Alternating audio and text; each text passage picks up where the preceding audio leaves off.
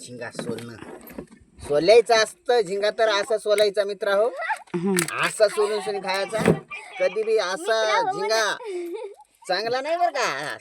Super सोलायचा असा असा सोलून पद्धतशीर खायचा.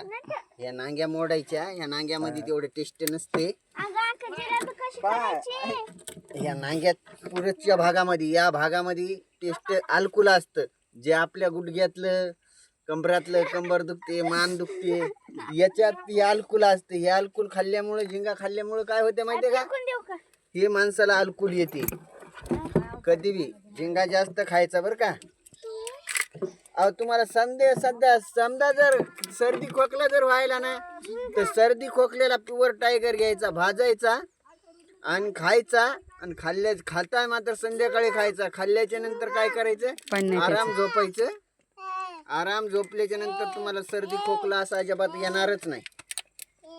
टाणीप कशाच होती, याचीच होते बघा, याच गुगळीचं. तुला खायचा झिंगा प्युअर माल म्हणलं तर हे पाहिजे झिंगा खायला म्हणलं तर हे पाहिजे. आज आम्हाला झिंग्याची खाण्याची भाजी मजा वाटली जराशी, म्हणून म्हणलं चला खाऊन घेऊ असं वाटलं का नाही.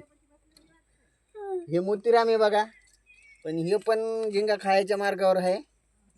पुन्हा तुला खायचा झिंगा उचला घ्या घ्या. पुन्हा मला झिंगा खायचा.